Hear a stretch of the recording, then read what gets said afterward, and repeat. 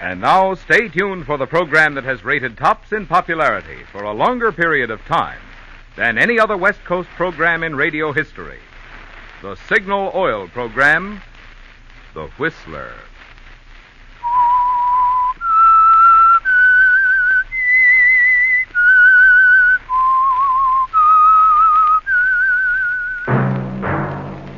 Signal, the famous Go Farther gasoline, invites you to sit back and enjoy another strange story by The Whistler.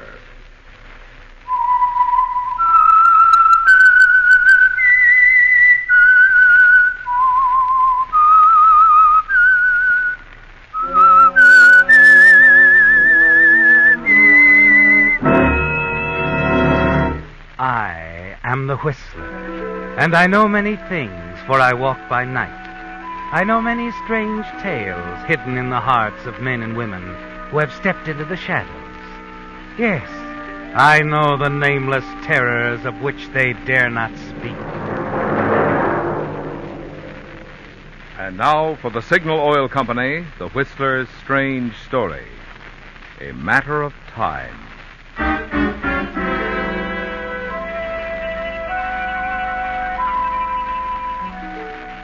With Russ Logan, time was of the essence. He'd always been a most meticulous man.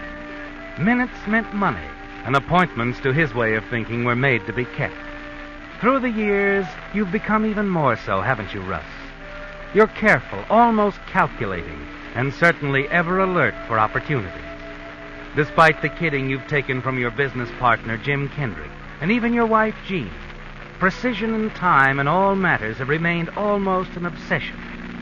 Tonight, riding with Jean and Kendrick in his big chauffeur-driven car, you sit very quietly, grimly amused that a matter of carefully planned minutes will mean another opportunity to you. And a thin smile of anticipation crosses your lips as the car swings in the winding drive of Jim Kendrick's home in Coldwater Canyon. Russ, dear, you're awfully quiet. Restaurant food disagree with you? Russ, your wife's talking to you. Sorry, Jean. Penny, for your thoughts. I think you've been dreaming about everything we've been saying. I'm sorry. Maybe if we get onto the subject of nightcap. How about it? Sounds good to me, Jim. You see, Jean, we've hit on something that interests your lord and master. A nightcap will pick us all up. Sure. Oh, stop right here, Nick. Yes, sir. Here, let me give you a hand now.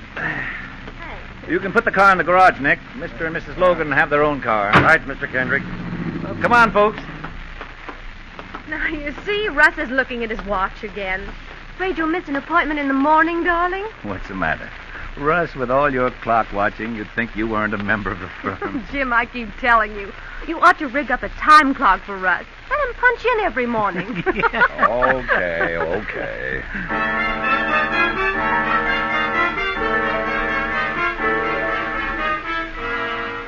You don't mind the kidding, do you, Russ? Not in the least.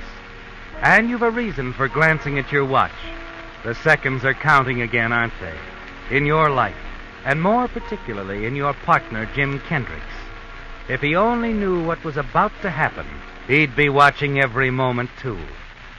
You're all inside the house now, and you have only to wait until you hear Nick, the chauffeur, come in the back door to enter his room. Then you can set your plan in motion. But something unexpected happened. I got a little surprise for you folks. Some fine old Napoleon brandy. Oh? Let's see now. Oh, yes, I got it locked up in the den. Wait right here, I'll get it. Wait a minute, Jim. Yes, Russ? Nothing. It was just something I was going to ask you. Go ahead, ask me. Never mind. It'll keep till tomorrow. Okay, I'll go get the brandy. Jim! Jim, what happened? Jim! In the den. He's still there. Get him. But, Jim, you've been hit. Get him, I said. Go after him, I'll Russ. take care of him, Russ. Here, Jim, lie down on the divan for you. I'll call a doctor. Hurry up, Russ. He went out the French windows. Don't just stand there. Where do you keep that gun you have? In the desk in the den. Will you hurry up? Sure. Jane, you call the police. I'll get him, Jim. Don't worry.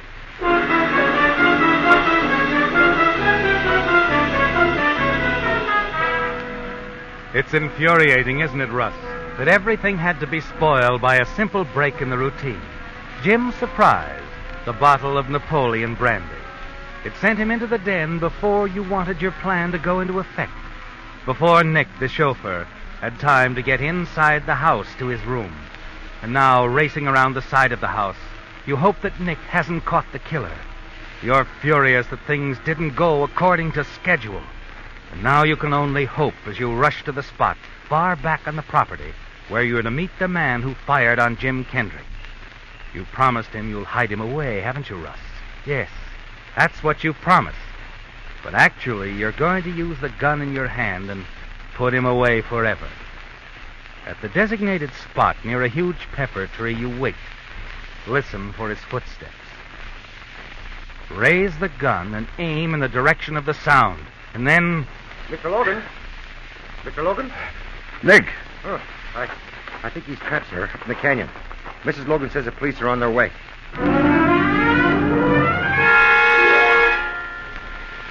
You're terrified now, aren't you, Russ? It's going all wrong. They'll capture the gunman and he'll talk, implicate you. When the police arrive, they close in around the canyon in back of Jim Kendrick's place. Nick stays close to you as you join the search. Finally, you hear the shouted words that you fear the most. Over here, everybody! We got him! We got the guy!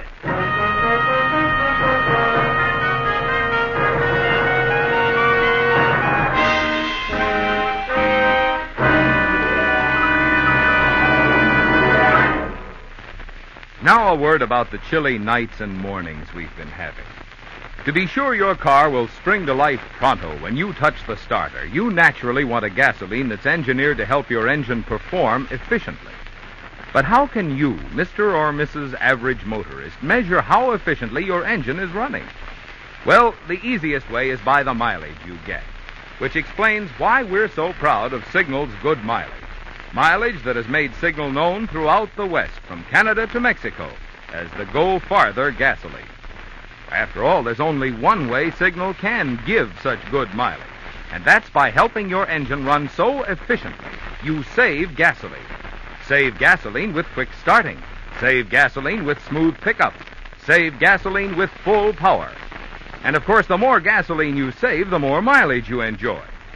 So there you have it in a nutshell, friends. The reason why mileage is the best yardstick to measure gasoline efficiency and driving pleasure. The reason why so many smart motorists today are switching to Signal, the famous Go Farther gasoline.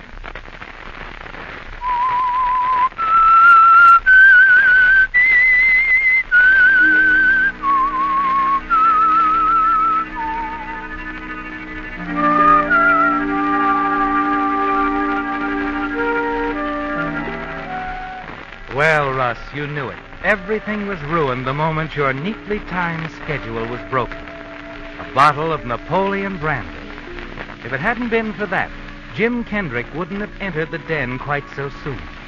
There would have been time for Nick, his chauffeur, to have returned to the house.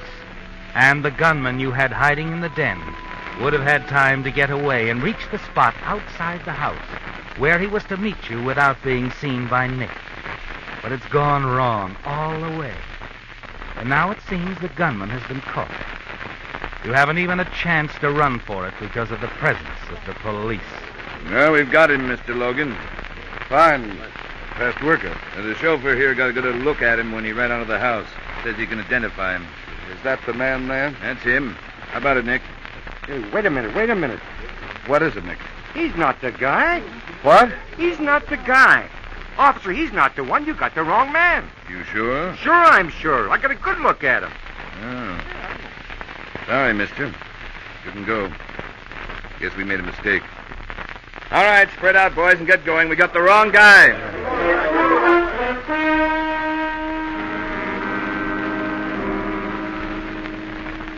It's almost too good to be true, isn't it, Russ?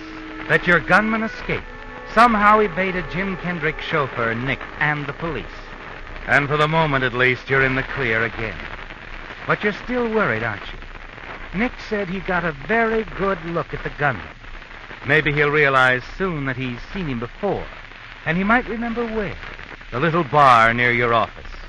That's where you planned it all, isn't it, Russ? Yes. When the police leave and you're back inside Jim Kendrick's house, You learn from your wife that your partner's wounds are not serious. He's going to be all right, Russ. They took him to the hospital in a police ambulance, but the doctor said he wouldn't have to stay there long. But we better get on home, Jim. All right. As long as Jim's okay. Whoever did it got away, I guess. Yeah, he got away.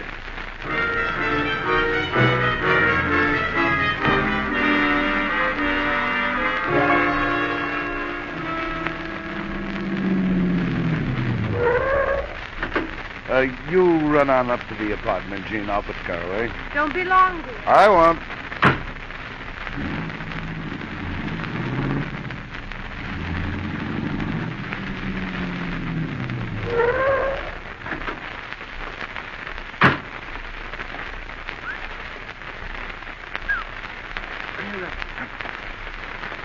Frankie, what are you doing here? Where else would I go?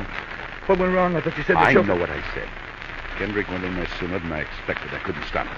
That chauffeur saw me. I know he did. Yes, he saw you. Gave the police a description, too. Look, you said you'd hide me out. I would have. Things had gone right, but I can't hide you in my apartment. I've got a wife, Frankie. A wife who doesn't even know I'm mixed up in this. But the cops, they start working on the description that chauffeur gave him. It'll add up to Frankie Rizzo. Me. Take it easy. Well, that's all right for you to say. You got me into this, said there'd be nothing to it. A simple job. That's right. It would have been if you'd killed him. That's what you were paid to do. But let's skip not... it. I thought you knew what you were doing. I thought I was hiring a professional. So, what do we do now? Maybe that's your problem. No, you're in this. You did the hiring. Well, I'll help you get out of town, that's all. But I can't skip town, not tonight. They'll be watching for me, the police. They'll have the airports covered, every railroad station. Fine mess. I wish you'd never picked me for this job. I wish you'd never even found me. I went to a great deal of trouble finding you, Frankie, a great deal. I've never known anyone in your business before. It took me quite a while. So what happens now? Don't get excited, that's all. I'm not letting you spoil everything. Yeah, get into my car. I'll drive you someplace. I got a pretty good hideout. There's a motel near the ocean. A motel? Good. I'll take you there. Wait in the car. I'll tell my wife you've gone someplace and that I have to take you there.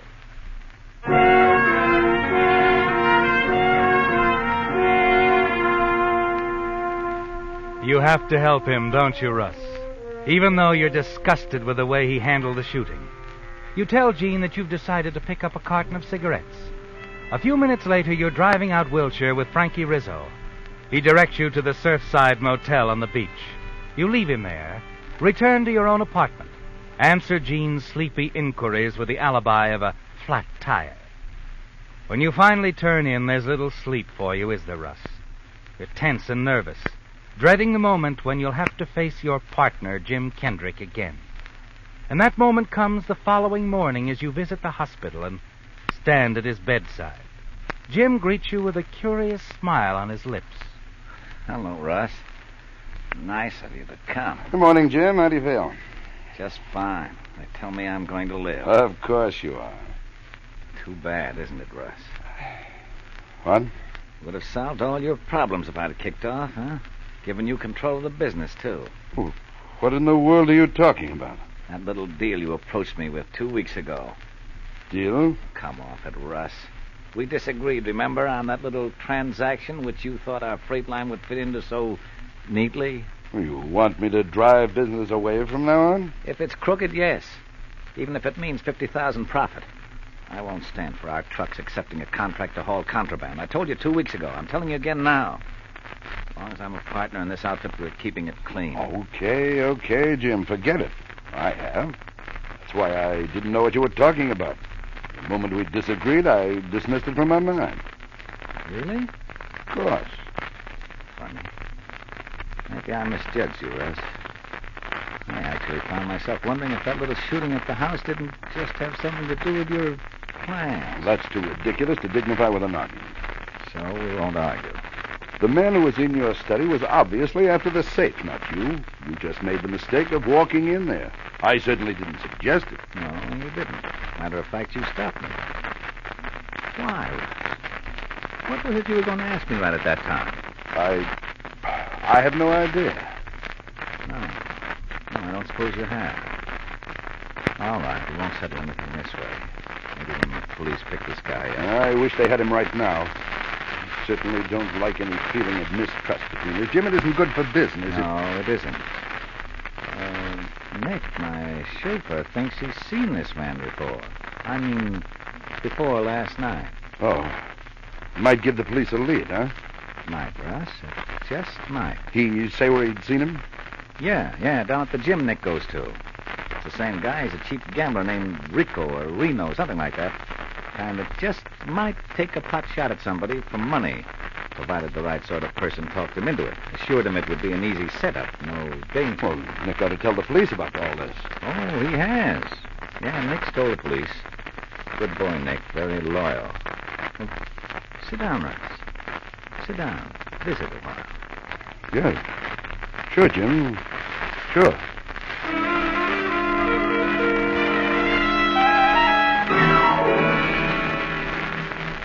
You struggle to control the nervousness, the fear that builds within you, don't you, Russ?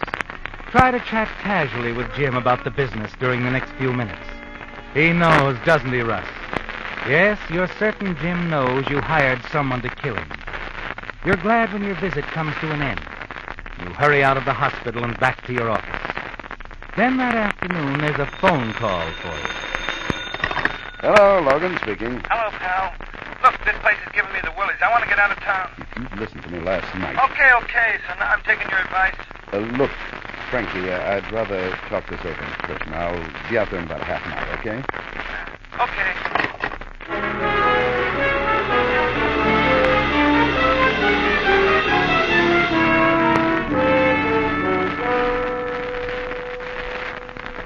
Yeah, Logan.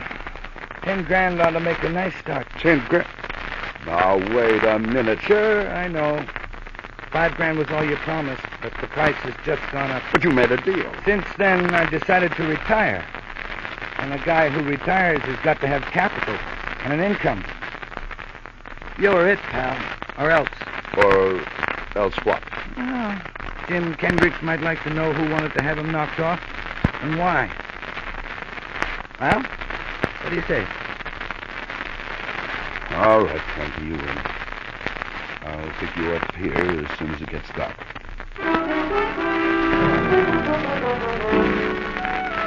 After you leave Frankie, you return to your office, sit for nearly an hour thinking things out, and finally you reach a decision. By the time you arrive at your apartment, you know exactly what you're going to do. Jane? I'm in the bedroom, Russ. Oh, Mary, aren't you, darling? Yeah. You going out? Uh-huh. Stella and I are going over to Westwood to a cocktail party at Ruth Taylor's. Oh, mind fixing your own drink, Russ? I'm rushing. I think I'll skip the cocktail. Oh. Headache? Yeah, sort of. Short nap to fix it. Oh, darling, before you get yourself comfortable, you mind doing something for me? Run down to Stella's apartment. What for? Well, she's loaning me a pair of stockings to match my new dress. I couldn't get the shade I wanted. Okay, I'll go. Oh, Gene. Yes? How long you going to be gone? Oh, I don't know. A couple of hours. Well, you haven't forgotten we're going to the Andersons for dinner tonight. They're expecting us at 8, and I don't... You don't want to be late. I know. I'll be back by 7:30 or so. Well, never mind the or so. Make it 7:30 sharp. I'll meet you down in the lobby.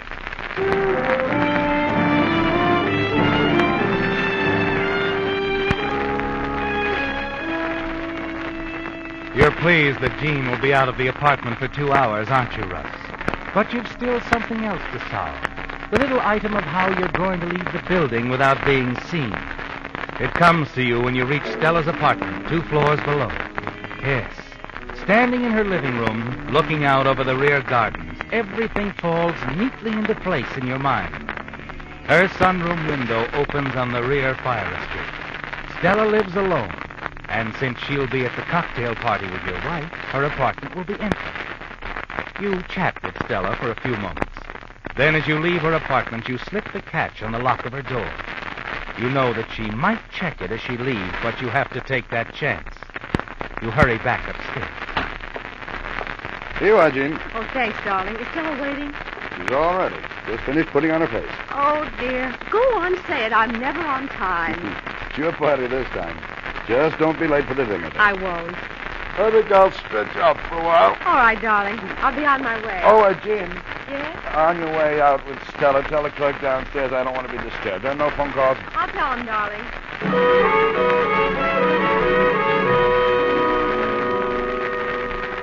You pretend to drop off to sleep. 5 minutes later, Jean leaves you alone in the apartment. You glance out the bedroom window. It'll be dark in another half hour, won't it, Russ? Dark enough to cover your movement down the back fire escape, through the garden.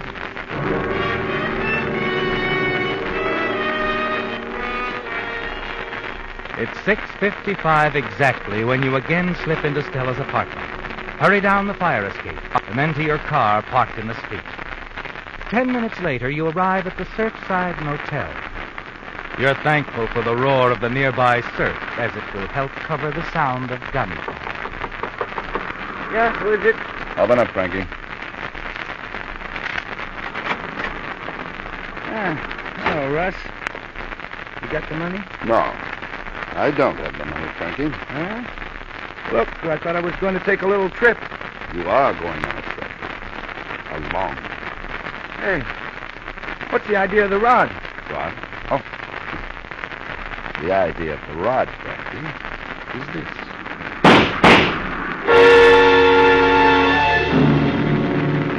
As Frankie Rizzo crumbles to the floor, you whirl and race back to your car parked in the alley. You're about to pull away when a police car stops in front of the motel. 2 officers get out, followed by Nick, Jim's chauffeur. You watch as they stroll toward the motel office. Then when they're out of sight...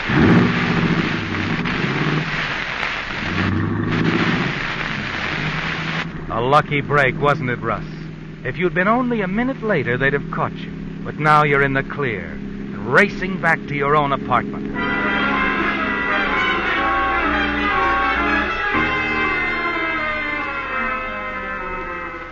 It's 25 minutes after 7 when you slip back into the building through Stella's apartment. You sprint upstairs to your own floor, take the elevator from there to the lobby. Chat for a moment with a desk clerk until Jean arrives. Oh, I'm sorry, darling, but really, I'm only a few minutes late. See what I mean, Fred? Women. Never on time. Oh, I know I'm late, dear. That's why Stella let me out in front. Don't be too hard on Mrs. Logan, sir. It's only 7:32. Why, if it was my wife, well, she always took... Excuse me. I'm Lieutenant West from Homicide. I'm looking for a Mr. Logan. Leslie. Mr. Logan, why... I'm Logan. What is it, Lieutenant? I'd like to ask you a few questions, if you don't mind. Sure. In private. Let's go up to my apartment. Do you mind if my wife... No. Come along, Mr. Logan. I'll run into the elevator. What's this all about, Lieutenant? Just routine questioning you, Mr. Logan. Where were you this evening between 7 and 7:30? In my apartment. Came home this afternoon around 5. The wife and I were just about to leave the building when you walked in. I see. You were here then since 5? The desk clerk will verify that. Only way out of the building is through the lot. Of course, there's always the fire escape. Well, our apartment and the fire escape are on the front of the building. I could hardly leave the building that way without being seen. See here, I wish you'd tell me what... Nothing to get worried about, Mr. Logan. As I said, it's just routine. We have to follow up all leads. In regards to what? Murder. Murder? Oh, Russ. We've been checking on a man named Frank Rizzo. Your partner's chauffeur, Nick Bemis, thought Rizzo was the man who took a shot at his boss. I still don't see where We that... checked all of Rizzo's old hideouts. The Surfside Motel was one of them. Only when we got there, he'd been shot. Well, shouldn't you be discussing this with my partner? Rizzo had your phone number scribbled on a piece of paper, both your home and office number. That's why we came here first, Mr. Logan. Going up, Mr. Logan? Oh, yes. Lieutenant, this is ridiculous. I was in my apartment all afternoon, since 5 o'clock. You can check with the desk clerk and the elevator boy. That's right, officer. I just took Mr. Logan down a little while ago. This way. Our apartment is just... I don't think I'll hold you any longer, Mr. Logan. Very well, Lieutenant. I'm sorry I brought the handle that way, but well, as long as we're up here, how about having a drink? Oh, thanks. But if you don't mind, I would like to use your phone. I want to put in a call to headquarters. Then I'll be on my way. Don't mind at all, Lieutenant. Come here.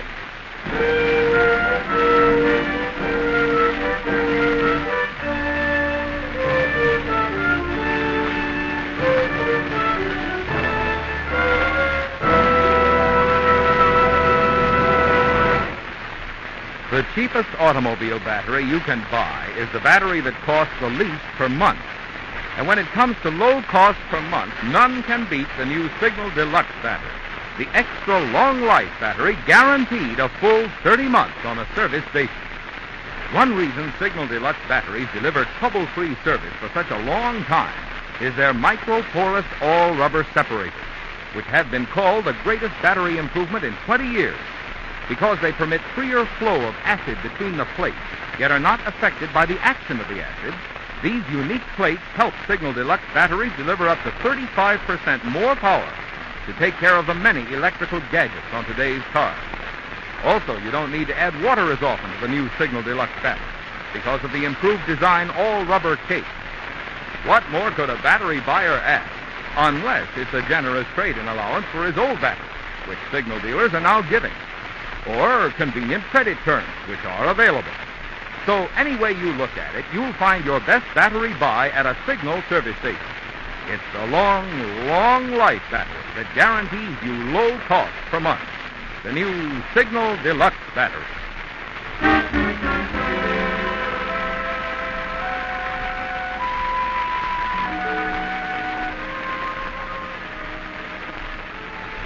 You've answered the lieutenant's questions, and he seems satisfied with your story, doesn't he, Roger? That you were in your apartment between 7 and 7:30, at the time when Frankie Rizzo was shot to death in Santa Monica. Yes, you're certain you're in the clear now, as you, your wife Jean, and the lieutenant walk down the corridor to your apartment door. Come on in, Lieutenant. Why, Russ, that sounds like the electric alarm clock in the bedroom. The alarm. I said it before I left. I was afraid you'd oversleep, and I know how fussy you are about being late. I'll turn it off. Just a minute, Mr. Logan. I'll do that. I've got it, Lieutenant. I'll take it if you don't mind. I thought you said you were here in your apartment between 7 and 7:30, Mr. Logan. Why, yes. This electric alarm clock was set to 7 o'clock. It's been ringing ever since. Russ. Well, how do you explain it, Mr. Logan? Why, Look, Lieutenant. I can explain it, Logan, because you weren't here to turn it off. No, wait a minute. I told you... I think you better come down to headquarters after all. A hand paraffin test will tell us if you've fired a gun recently. And if you have, we've found our man.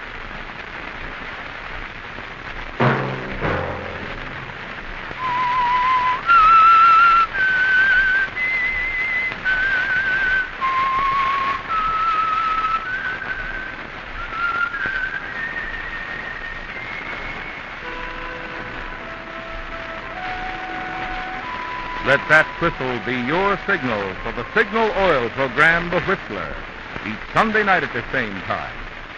Meantime, Signal Oil Company and the friendly independent dealers who help you go farther with Signal gasoline hope you'll remember, regardless of what gasoline you use, you'll enjoy more miles of happy driving if you drive at sensible speed, obey traffic regulations, and avoid taking chances. You may even save a life. Possibly your own.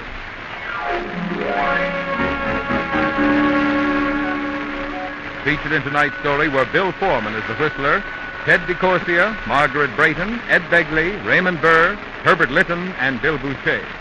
The Whistler was produced and directed by George W. Allen, with story by Adrian John Doe, music by Wilbur Hatch, and was transmitted overseas by the Armed Forces Radio Service. The Whistler is entirely fictional, and all characters portrayed on The Whistler are also fictional. Any similarity of names or resemblance to persons living or dead is purely coincidental.